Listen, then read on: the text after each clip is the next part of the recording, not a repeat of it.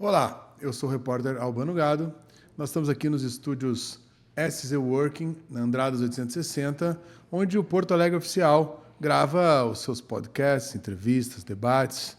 E o nosso convidado de hoje é uma figura polêmica da política da nossa cidade, Porto Alegre. Já foi candidato a vereador, né? E esse ano é pré-candidato também.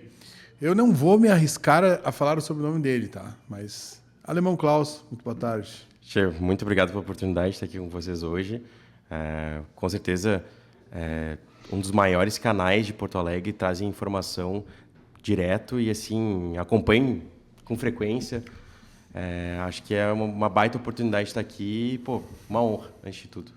Klaus, ser polêmico é bom ou é ruim para ti hoje na política? Boa pergunta.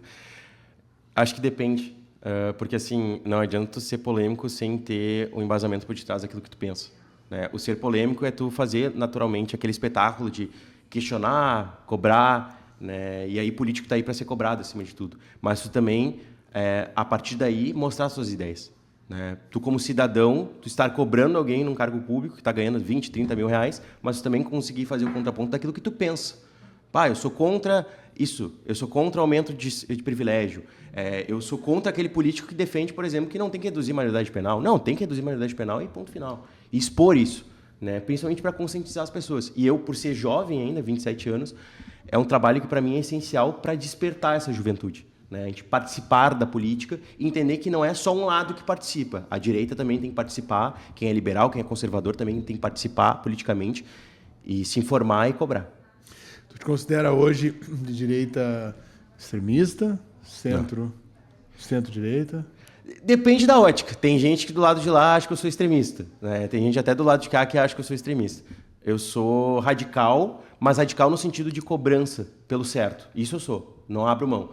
Agora, em questão política, eu tenho uma perspectiva muito mais conservadora, né, no sentido de não adorar políticos, no sentido de, acima de tudo, cobrá-los no exercício do cargo público e não me prender tanto em ideologias em si. Eu acho que ideologia é necessária em alguns pontos, mas as pessoas não podem ficar cegas por elas. Então, eu tenho uma perspectiva filosófica mais conservadora e, naturalmente, política também.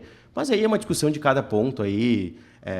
Se a gente for tratar de industrialização é uma coisa, questão econômica é outra, pauta costumes também, a gente tem que entender. Mas tem coisas que, para mim, são intransponíveis, né? Principalmente no sentido de princípios e valores, e trabalhar para essa questão cultural também. Nas tuas reportagens, nos teus vídeos, teve em algum momento que tu te sentiu medo? Medo, na verdade, eu já senti várias vezes. Porque, assim, qual é a grande questão? O medo, ele não é o contraponto da coragem. A coragem nada mais é do que tu agir apesar do medo. Então, sim, já senti mais de uma vez, o nervosismo é natural, mas agir, né, diante daquela situação é onde tu demonstra que tu não é mais um menino, que tu é um homem e tu tem que fazer, sabe? Então, e já passei por poucas e boas, já levei soco, já levei chute, já revidei também, já fui processado, e é do jogo, né? Mas, acima de tudo, tem uma pessoa por detrás que tem que prezar pela minha integridade, pela integridade de quem está na minha volta, e acima de tudo, ter responsabilidade diante daquele ato. Então, tudo que eu sempre fiz, tudo legal, tudo certo. E é do jogo. Seguimos aí. Seguimos na guerra, como eu digo. Como é que é a tua relação com a esquerda? A minha relação com a esquerda é extremamente conflituosa, né? É que, na verdade, depende do ente político que eu converso, né? Tem deputados aqui, eu poderia citar Matheus Gomes, a própria pré-candidata ao Senado, agora Manuela Dávila, Maria do Rosário, ou mesmo o atual deputado Leonel Hadi, que me detestam. Viram o olho, não vão com a minha cara, né, por entenderem que vão ser cobrados e por, naturalmente, é o que eu digo, quem não deve não teme. Se tu é cobrado e tu não consegue te posicionar, não consegue ter uma opinião sobre aquilo e tu xinga a pessoa, empurra a pessoa ou distrata a pessoa, das duas uma. Ou tu não sabe o que tu defende, ou tu tá perdido naquilo, ou, além disso, tu não sabe lidar com quem se opõe a ti. E essa democracia que boa parte desse pessoal tanto prega é só da boca para fora. Porque se alguém vem, um opositor político, te cobrar uma posição e tu não conseguir dialogar com as pessoas, mas provocou e tudo mais. Velho, se não tem mental, velho, não desce pro play, não entra pra política. Entendeu? Essa é a grande questão. Tem que ter um preparo mental, tem que ter uma questão de diálogo com quem pensa diferente. Porque senão, nada vai pra frente. Sobre os partidos que tu já esteve, né? Já integrou o MBL, Partido Novo, e agora o PL. Essa mudança de partido, essas mudanças, elas significam também mudanças de pensamentos, divergências? Uma ótima pergunta. Existe talvez uma questão de divergência, às vezes, na condução, né, das siglas, mas em questão de ideias, eu acho que existe uma similaridade nessas três siglas, né? Tem uma coisa ou outra que vai discordar e está tudo certo, né? É o que eu digo. Mais vale a gente estar nos 92%, 95% que a gente concorda junto do que nos 5%, 6% que a gente discorda. Então, naturalmente, tenho amigos que estão atualmente no MBL, amigos que estão no Novo, no PL, e, ao meu ver, em questão de posicionamento, eu sigo mesmo. Sou fiel aos meus princípios, fiel aos meus valores, não passo pano para político, sabe? Não tenho rabo preso nesse sentido, sabe? Acho que se errou, está errado. Vou citar um exemplo muito claro, o caso do Romário, é senador do PL. Totalmente errado o que ele fez. Foi para a Copa do Mundo, sem abrir mão do cargo, sem abrir mão do salário, veio depois dizer que ia devolver o dinheiro para o cargo público, para a instituição, e estava ganhando 46 mil em Miami, fazendo um comentário para a Cazé TV. Tá errado, ponto final. Tá errado. Ah, mas é do PL. Tá errado. Entendeu? Não vou passar pano, tá errado, ponto final. Assim como eu já vi de várias outras da esquerda fazendo coisas parecidas. Esse fato do Romário ter pedido desculpas e dito que vai devolver o dinheiro ali, te serve como desculpa, tá ok, ou permanece errado? Em parte, sim, se ele, a partir do momento que ele fala isso, ele cumpre e ele dá transparência ao ato de devolver. Ah, pessoal, expor aqui, aqui, ó, devolvi o recurso, ou doei todo esse salário para várias instituições sérias, com transparência, aí tudo certo. Mas se não, eu com certeza ficaria com o pé atrás. Qual foi o vídeo mais polêmico que tu acha que tu fez até hoje? O vídeo mais polêmico que eu fiz, tá, no sentido de viralização, de chegar em mais de uma pessoa, é um vídeo no centro de Porto Alegre. E não é o que todo mundo pensa, aquele da cinta para lá e para cá. Aquele lá, com certeza, é impactante. Mas é um vídeo que um cara me chuta 2 vezes. Eu treino Muay Thai já há alguns anos, na MFT Lutas, lá na Zona Sul. Conheçam, melhor academia de artes marciais de Porto Alegre. Um abraço para o mestre Minu. E o cara me chutou 2 vezes, eu defendi no instinto natural e o cara caiu com a lente no chão. Só que o mais prazeroso da situação é escutar a lente quebrando. E era uma lente de 6, 7 mil reais, uma câmera de 10, 15, uma Canon da vida, sabe? Então, em sentido polêmica, foi o mais, tendo em vista até o risco, né? Eu estava com poucas pessoas, estava no meio de uma manifestação, o terreno ficou inóspito e eu tive que manter a frieza, tive que manter a sensatez para não perder o controle. Mas é do jogo, né? Acho que a gente aprende a partir daí. E, naturalmente, já teve situação com Maria do Rosário aqui no centro mais de uma vez. Tanto que ela foge de mim, né? Maria, eu não tenho nenhum problema contigo, sabe? Eu não entendo qual o problema de, daqui a pouco, tomar um questionamento de alguém te cobrar uma posição sobre uma ditadura na Venezuela, sobre maioridade penal e tu pegar e fugir. Mas, pelo visto, não quer responder. Qual é a tua opinião hoje sobre o governo Eduardo Leite? O que ele fez de mais correto e o que ele fez de mais errado? O que ele fez de mais correto foi não ter sido candidato ao Senado, não ter sido candidato à presidência, acabar o mandato dele e sair da política. Ponto. Porque... Mas tu acha que ele vai fazer isso? Vai sair da política? Eu acho que sai, não tem mais o que ele fazer. A não ser que ele consiga algum cargo com PSD em algum outro estado, mas se não, acabou a carreira dele política por um tempo. Daqui para frente eu não sei. Mas a minha análise é a seguinte, o Eduardo, na verdade, ele foi fruto do acaso, por questão de 2 mil votos, ter ido ao segundo turno e ter tido apoio explícito, sim, do PT no segundo turno para ganhar a eleição. E, a partir daí, ter feito mais 4 anos de governo, um governo caquético, um governo que quis aumentar imposto. Eu me lembro muito bem que dia 1º de maio de 2024, na enchente, ia aumentar imposto em ICMS na cesta básica, tá? E ele revogou por causa da enchente. Assim como agora ele não quis... a própria questão dos free flows, está muito recente também, que ele não está... sabendo lidar e está querendo impor isso aos gaúchos, e o povo gaúcho já está de saco cheio de pagar tanto imposto, sabe? Agora, essa questão da obrigatoriedade também do documento físico. Sabe? Porque é uma receita que o Estado precisa, mas não é ele que está dizendo aos 4 cantos do Rio Grande que o Rio Grande está diferente, que o Rio Grande, mal ou bem, acertou as contas. Ele entregou um déficit agora para a Assembleia de 4 trilhões de reais. É esse o legado do Eduardo Leite? É esse o legado que o Gabriel Souza quer continuar?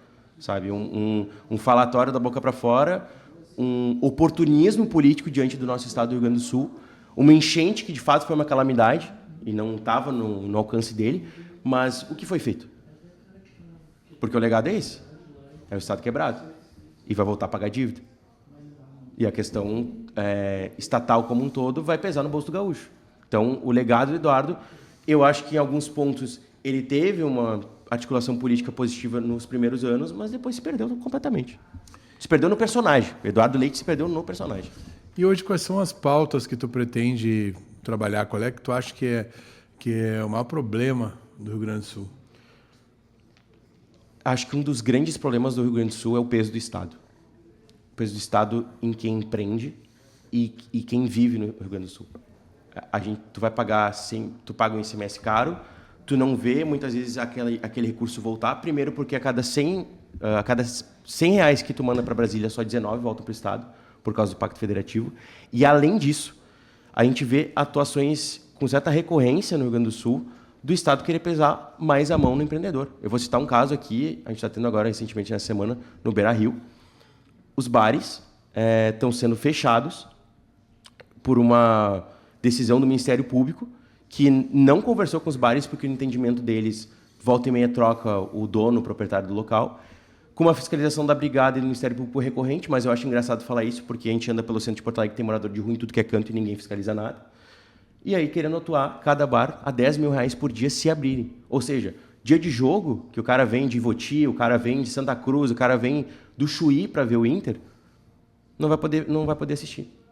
Não vai poder aproveitar o momento no bar porque está fazendo barulho. Então, eu digo, o Estado do Rio Grande do Sul e, acima de tudo, quando eu falo isso, inclusive, o judiciário pesa no bolso do gaúcho. Só que a gente não vê. Ninguém tem coragem de falar isso, porque muitos dos políticos têm rabo preso nesse sentido de pegar e falar: vamos combater. Vamos combater privilégio do Ministério Público. Vamos combater dos juízes. E sempre querendo passar algum tipo de privilégio. E aí ninguém denuncia, ninguém expõe, sabe? Porque no final tem medo do cara ir lá julgar e te deixar inelegível. Mas e aí? Ninguém vai fazer isso? Ninguém vai tocar nesse sentido? Porque é um gasto corrente e é um gasto que aumenta. A cada legislatura, o Estado está quebrado, a gente vai voltar a pagar dívida com a União, né, no próximo ano, e a gente precisa rever. A gente precisa rever quais são as prioridades do Rio Grande do Sul. Vai investir em enchente, vai investir em educação, vai investir em segurança. E tu, como um jovem, né, o que tu pode nos falar assim, sobre essa tua trajetória política que te levou a entrar para a política num momento complicado da política brasileira, né? O único sentimento que me levou para a política, Tia, foi a indignação. Porque eu cansei de ficar à mercê da classe política, não me ver representado em suma, né, ao todo, e entender que se eu não fosse para a ação como cidadão, acima de tudo, e depois como um ativista político, e depois sim um player político, eu não veria nenhuma mudança. Tem aquela frase que dizem, se quer que seja bem feito, faça você mesmo. Eu não sou perfeito, eu vou errar ao longo do processo, né? E eu devo ser cobrado, inclusive, por causa disso. Mas, acima de tudo, eu entendo que se eu participar, eu tenho e eu quero minimamente deixar um legado de mudança nesse sentido. E o que eu mais vejo, e aí por isso eu estou pré-candidato a deputado estadual, é a pauta que carece para mim, que é a questão fiscalização. Fiscalização do recurso, fiscalização das escolas, fiscalização e participação nos municípios. A gente tem 497 municípios no Rio Grande do Sul. Tu tem um deputado que fica 4 anos, dá tempo. Tem como tu viajar o estado inteiro nesses 4 anos e escutar a população, sabe? Aproximar. Hoje em dia a rede social está aí para isso. Tu consegue falar com um cara do Alegrete, tu consegue falar com um cara de Torres em 5, 10 minutos. Tu consegue aproximar e, acima de tudo, ouvir a demanda daquela pessoa e tentar, de alguma maneira, resolver aquele problema. Tem alguma pauta da esquerda que tu é favorável ou votaria favorável como deputado? Eu acho que uma pauta recente, que é polêmica, é a pauta 6x1, que foi levantada pela Erika Hilton no final de 2024. Eu acho uma pauta extremamente discutível, sim. Eu, sim, sou favorável ao fim da 6x1, tendo em vista a questão do trabalho. No entanto, e aqui é uma ressalva muito importante, eu acho que a maneira foi discutida, no tempo que foi discutido e a proposta como foi feita, cara, eles tocaram por cima e tentaram fazer uma proposta totalmente populista no eleitoral. Como é que tu discute uma pauta que afeta em torno de 10 a 14 milhões de pessoas em 1 ano e meio, sem profundidade, sem conseguir fazer uma transição decente? né, vai afetar, além de afetar pequenos e médios empresários, então afeta a economia como um todo. Sabe? Então, e aí querem fazer aquela comparação. Ah, mas na Alemanha é assim, na Finlândia é assado, na Noruega é de tal maneira. O Brasil não tem liberdade econômica como esses países têm. O Brasil não tem um índice de desenvolvimento social e humano como esses países têm. Não tem uma produção natural de riqueza muito maior. Então não adianta querer falar sobre isso. É uma realidade totalmente deturpada que eles criam, como sempre, a esquerda adora fazer isso, para tentar passar uma pauta populista e tentar aí ganhar voto nesse ano. Só que a gente sabe que lá na frente isso vai causar desemprego, vai causar falta de mão de obra, vai causar informalidade acima de tudo nesse tema. Tem um vídeo que tu gostaria de fazer e não fez ainda? Um vídeo. Bah! Pois é, né? Eu não posso revelar minhas estratégias. Não, mas tem alguns vídeos. Vamos lá, vamos deixar aqui. Alguns vídeos em algumas universidades aí do Rio Grande do Sul. Agora, quais? Descubram tudo no seu tempo e a gente se vê. Tá, mas isso aí com certeza. E vamos dar uma passada na URGS, ver como é que está a situação, vamos entender como é que está o Estado como um todo nesse sentido, porque, na verdade, o que a gente mais vê é a discussão desde 2022 que o Lula ganhou, que as universidades iam voltar a ter recurso, iam voltar a ser a prioridade do governo. Na verdade, o que a gente tem visto ano após ano é o governo federal cortando recurso, faltando dinheiro. A gente teve recentemente greve dos terceirizados aqui em Porto Alegre, porque a reitora não estava conseguindo pagar, e não estava conseguindo pagar porque não estava recebendo dinheiro do governo. Consequentemente, fica do jeito que está. E aí a educação não avança. E aí o Brasil tem um dos piores índices, seja no PISA, no nível educacional básico, seja a nível superior. Tem o quê? Acho que a USP só que pontua entre as 100 maiores do mundo. É uma vergonha. Para o investimento que a gente faz acima do que países da OCDE investem em educação, no ensino superior, a gente investe 10 vezes mais em ensino superior do que em ensino técnico. E eu falo isso porque eu já fiz técnico. E o técnico te aprimora, te dá uma oportunidade no mercado de trabalho, e é um tempo menor, e tem os IFES, tem outras instituições também, mas que podem te dar um preparo também. Mas daí a gente bota 10, 20, 30 a mais na universidade pública, porque, na verdade, a universidade pública virou o quê? Uma fábrica de militante. Do PSOL, do PCdoB, do PT. Eles ficam mais, para ter noção, eles ficam mais preocupados dentro de uma universidade discutindo qual o futuro da Palestina do que qual é a segurança do campus, qual professor pode ser reavaliado caso tenha feito alguma porcaria, avaliação sobre a reitoria. Os caras ficam discutindo abobrinha ao invés de estudar. Se tu tivesse frente a frente com o Lula, qual é a pergunta que tu faria para ele? Lula, quando é que tu vai devolver o dinheiro que tu roubou pro brasileiro? Porque, assim, eu tenho certeza que dinheiro que tu roubou não tá só no Brasil. Tu deve ter botado aí nas Maldivas, deve ter mandado pro Maduro, deve ter mandado para Cuba ou alguma coisa. Certamente. Essa é a pergunta. Porque o impacto e, acima de tudo, a operação toda que ele fez junto com o MDB, com o PP, naquele escândalo do Petrolão, cara, é um impacto tão significativo, tanto é que agora que a gente está vendo o caso do Master e do INSS, talvez se igualar. Mas o Petrolão foi o maior e o Lula roubou horrores, e eu duvido um petista provar que ele é inocente. Porque ele teve primeira, segunda, terceira instância, tudo com defesa. O processo caiu no STF depois, e no entendimento da época do STF, por pressão política popular, deu prisão em segunda instância, que é um entendimento majoritário em outros países do mundo, para depois, anos depois, por uma suposta vazamento de informação no hacker, dizer que o Moro é parcial, que o Deltan é parcial, anular o processo e dizer que ele foi inocente. O Lula não foi inocentado. O Lula foi, no caso, o processo foi reiniciado, foi trocado o CEP de Curitiba para Brasília, para no final das contas o quê? Ele assumir como presidente. O presidente só responde por crime de responsabilidade no exercício do mandato. Então ele não pode responder pela Lava Jato porque ele está na presidência. Ou seja, se safou porque os amiguinhos do Supremo protegeram ele. E olha só que engraçado, quantos ministros do Lula indicou no Supremo? 7 dos 11. 7 ou 8 dos 11. Não tem nem o que falar, né? Tem algo de positivo no governo Lula e qual é o maior erro dele hoje? Questões positivas. Complicado. Não, vamos lá, o maior erro para mim, além da própria ligação dele com o agro, que está ruim, muito ruim, né? Ele já falava que o agro era fascista, que é um negócio absurdo, mas a política externa do PT ela é ridícula. Ela é uma patifaria com o Brasil. Tu te associar com Venezuela, com Maduro, que está preso, que foi preso no início do ano. Tu te associar com Irã e passar pano pro que o Irã fez. tudo num discurso ideológico que Itamaraty tem com Celso Amorim de que eles são anti-imperialistas, anti-americanos e que eles querem defender a soberania do país. Que soberania é essa que recebe um porta-aviões iraniano na bacia ali do Rio de Janeiro? No porto do Rio de Janeiro, não faz sentido algum, sabe? E questão positiva, assim... não sei dizer. Complicado. Complicado, porque eu acho que está num declínio tão grande e eu acho que a população tem que acordar num ponto de ir para a rua, de cobrar e de varrer o PT, que não tem ponto positivo. Na verdade, eu só consigo ver ponto negativo porque o Lula voltou para a cena do crime para quebrar o Brasil. E a perspectiva é essa, porque o fiscal vai estourar, a gente vive no Rio Grande do Sul que volta a pagar dívida também e vai pesar no nosso bolso. E tudo isso porque a Janja está gastando com viagem, os ministérios estão gastando a rodo, eles estão gastando milhões na SECOM com o nosso dinheiro. E qual é a perspectiva, qual é o plano do PT para o Brasil? Roubar, só. É o único.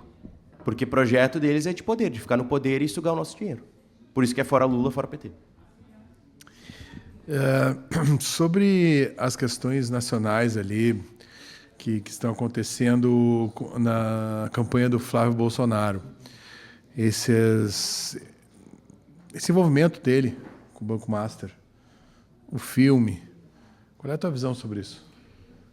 É uma visão cética sobre a situação.